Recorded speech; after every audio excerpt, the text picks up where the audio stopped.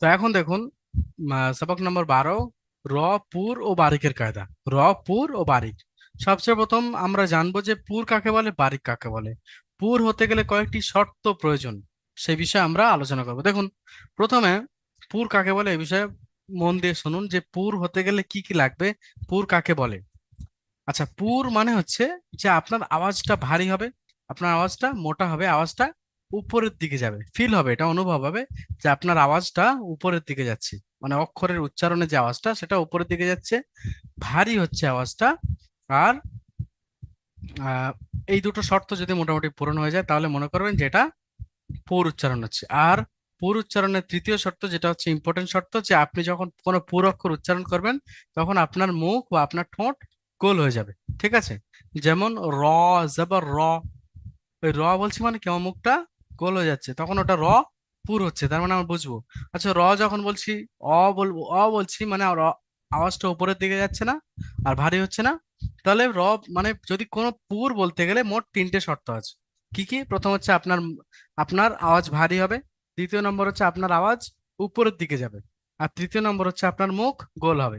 এটা হচ্ছে পুরের শর্ত। আর বারিক কাকে বলে? যেটা পুর নয় সেটাই বারিক। বুঝে এসছে? কার কার বুঝে এসছে হাত তুলুন। যেটা পুর নয় সেটাই হচ্ছে বারিক। পুর হওয়ার তিনটে শর্ত বলে দিলাম। আর বারিক সম্পর্কে কি বললাম? যেটা পুর নয় সেটা বারিক। হাত তুলুন দেখি কার কার বুঝে এসছে আর কার কার বুঝে আসেনি। মাশাল্লাহ, মাশাল্লাহ। চলুন। আরশাদুল আলম ভাই বোধহয় ব্যস্ত আছেন, যাই হোক। তো দেখুন, এখন র, পুর ও বারিকের মোট 5টা কায়দা, কিন্তু এখানে তিনটে আছে, কিন্তু আসলে যদি পুর বারিক মিলে ধরা যায় তাহলে সেটা মোট 5টাই হবে। ঠিক আছে, এখানে তিনটে আছে কিন্তু আসলে 5টাই হবে। কিভাবে আমি দেখিয়ে দিচ্ছি, দেখুন। প্রথম দেখুন, র, প্রথম কায়দা কি? হাতের দিকে দেখুন, আমার হাতের দিকে দেখুন। র এর উপরে ডাইরেক্ট র আছে, র এর উপরে যদি জাবার অথবা পেশ থাকে, প্রথম কায়দা, ডাইরেক্ট র, র এর উপরে যদি জাবার থাকে অথবা পেশ থাকে তাহলে র পুর হচ্ছে। এটা কত নম্বর কায়দা? 1 নম্বর কায়দা। কায়দা নাম্বার 1। কি? র এর উপরে যদি জাবার থাকে অথবা র এর উপরে যদি পেশ থাকে, দেখতে পাচ্ছেন, তাহলে র কি হয়? পুর। প্রথম কায়দা হয়ে গেল। এবার দেখুন দ্বিতীয় কায়দা, এটা হচ্ছে র বারিকের কায়দা। র এর নিচে যদি জের হয়, এই রে ওটা উপরে পড়ে গেছে, আবার উপরে দেখুন, র এর নিচে যদি জের হয় তাহলে র বারিক। দেখতে পাচ্ছেন? দ্বিতীয় নম্বর কায়দা কমপ্লিট। প্রথম কায়দা কি একদম আসান না? র এর উপরে যদি জাবার হয় অথবা পেশ হয় তাহলে র পুর, র এর নিচে যদি জের হয় তাহলে র বারিক। কমপ্লিট দুটো কায়দা। চলুন 3 নম্বর কায়দায় যাই। তৃতীয় কায়দা কি?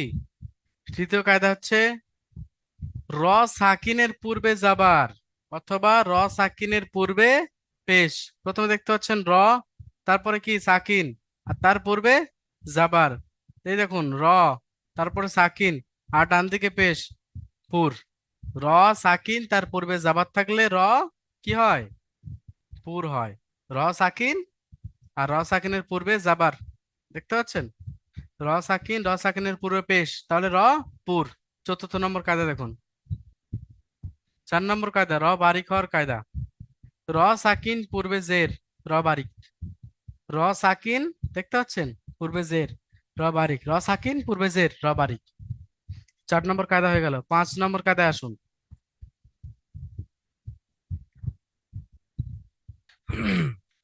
র সাকিনের পূর্বে জের, মানছি, র বারিক হওয়ার কথা, কিন্তু র সাকিনের পরে হুরুফে মুস্তালিয়ার 7টা অক্ষরের মধ্য থেকে কোনো একটা অক্ষর যদি চলে আসে তাহলে র কে বারিক না করে পুর করে পড়তে হবে।